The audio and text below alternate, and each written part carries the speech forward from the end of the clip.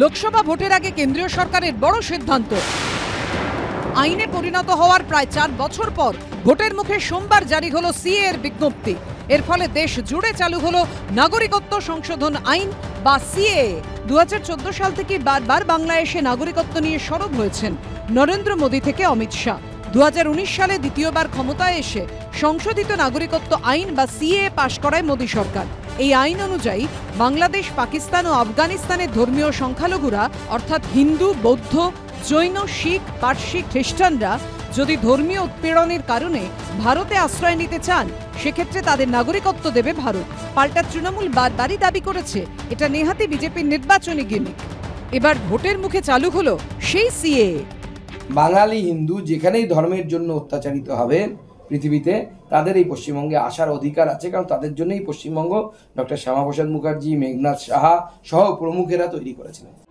জাতীয় সঙ্গীতে রবীন্দ্রনাথ লিখেছিলেন, অহরহ তব আহ্বান প্রচারিত, শুনি তব উদার বাণী, হিন্দু, বৌদ্ধ, শিখ, জৈন, পারসিক, মুসলমান, খ্রিস্টানি, পূরব পশ্চিম আসে তব সিংহাসন পাশে, প্রেমহার হয় গাথা। সবাইকে সঙ্গে নিয়ে চলার জাতীয় সঙ্গীতের এই স্পিরিটের সঙ্গে কি সিএ আদৌ মানানসই? এই প্রশ্ন বরাবরই তুলেছে বিরোধীদের একাংশ।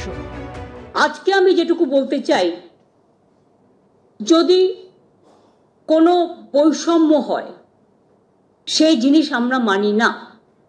ধর্ম বৈষম্য হোক, বর্ণ বৈষম্য হোক, লিঙ্গ বৈষম্য হোক, মানব জাতির বৈষম্য হোক, এটা আমরা মানি না। লোকসভা ভোটের আগে সিএ রুলস ফ্রেম করে একটা অ্যাডভান্টেজ নেবার জন্য বিজেপি চেষ্টা করছে। এটা ভোটের জন্য একটা কারসাজি বলে মনে হচ্ছে। ধর্মীয় কারণে অত্যাচারিত হয়ে বাংলাদেশ থেকে, পাকিস্তান থেকে, আফগানিস্তান থেকে কেউ যদি আসে, সেই সার্টিফিকেট দেখাতে হবে যে ধর্মীয় কারণে অত্যাচারিত হয়েছে। তা কোন দেশ আপনাকে লিখে দেবে যে আপনি ধর্মীয় কারণে অত্যাচারিত হয়েছেন, তবে আপনাকে নাগরিকত্ব দেবে? পুরো ব্যাপারটাই ভুয়া ব্যাপার।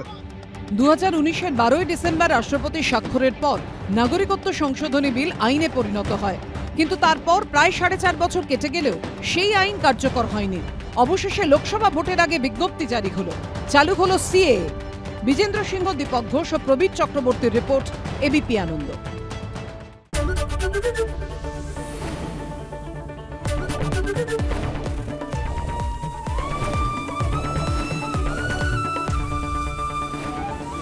এবিপি আনন্দ, এগিয়ে থাকে, এগিয়ে রাখে।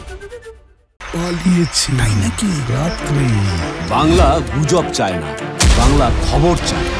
বাংলা খবর, বাংলার খবর।